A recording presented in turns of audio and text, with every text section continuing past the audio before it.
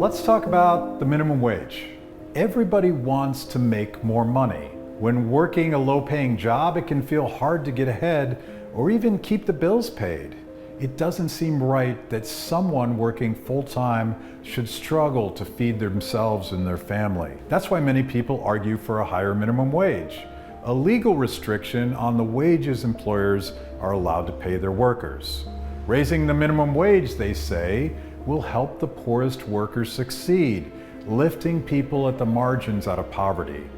These higher costs, we are promised, will be borne by ultra-rich CEOs who otherwise pay low wages purely out of greed and selfishness. For workers, it can sound like a no-brainer. But is it a deal too good to be true? As your mom probably told you when you were growing up, if it sounds too good to be true, well, you know the rest.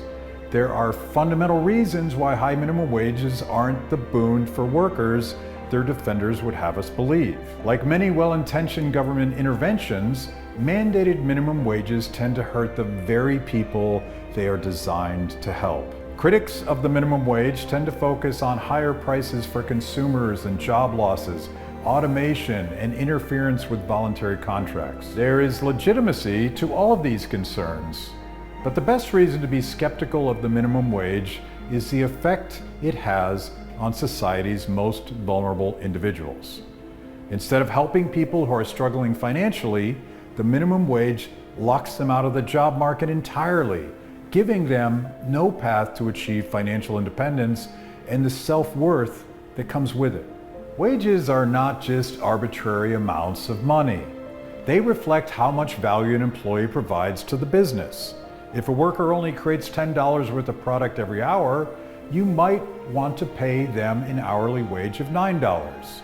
That way the worker makes $9 and the employer makes $1 of profit. The worker might want $15 an hour instead, but that's simply not possible. At that wage, the company will lose money on every employee. The more employees there are, and the more hours they work, the greater the losses. No business can survive for long under these conditions. So what happens if Congress passes a minimum wage of $15 an hour? Businesses will simply not hire anyone who can't produce at least that much value for every hour of work. Anyone less productive than that will be literally unemployable. Workers who keep their jobs will benefit from higher wages, sure, but anyone less capable will find themselves boxed out of the employment market altogether with no prospects for improvement. Like many good-sounding mandates, the minimum wage actually shifts more power to the haves, workers who already have jobs, at the expense of have-nots, would-be workers now denied their first break. The obvious question then becomes, who exactly are the have-nots who will be most affected by the law?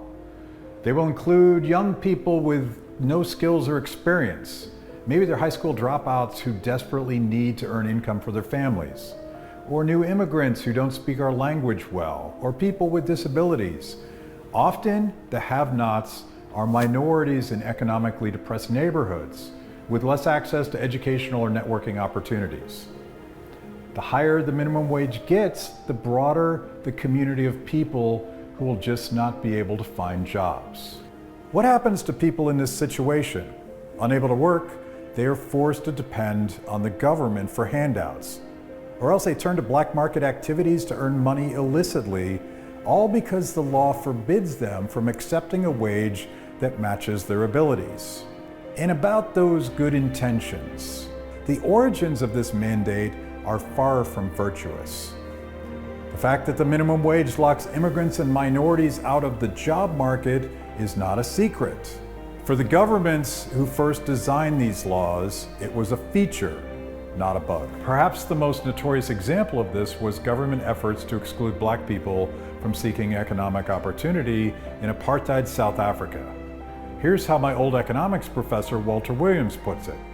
During South Africa's apartheid era, racist unions, which would never accept a black member, were the major supporters of minimum wages for blacks. In 1925, the South African Economic and Wage Commission said, The method would be to fix a minimum rate for an occupation or craft so high that no native would be likely to be employed. Equal pay for equal work became the rallying cry of the South African white labor movement. These laborers knew that if employers were forced to pay black workers the same wage as white workers, there'd be reduced incentive to hire blacks. Of course, the racist agenda behind minimum wage laws were scarcely confined to the apartheid government of South Africa. In the United States, eugenicist President Woodrow Wilson viewed the minimum wage as an important government weapon discouraging certain types of people from working and thriving. Here's how Wilson's odious labor commissioner, Royal Meeker, explains their intentions. It is much better to enact a minimum wage law even if it deprives these unfortunates of work. Better that the state should support the inefficient wholly and prevent the multiplication of the breed than subsidize incompetence and unthrift, enabling them to bring forth more of their kind. Politicians and economists of the early 20th century knew that minimum wage laws would hurt minorities because that's exactly what they wanted to do. The effects of these laws haven't changed today, but the rhetoric, and hopefully the intentions, has. Advocates have replaced the overt racism of the past with the language of compassion and sympathy for workers' rights. But the minimum wage actually deprives workers of those rights: the right to negotiate, the right to contract, and the right to compete, and the opportunity to work hard and thrive. Everyone who truly cares about workers should understand that the minimum wage is not a helping hand that lifts people up. It's an oppressive fist that holds them down.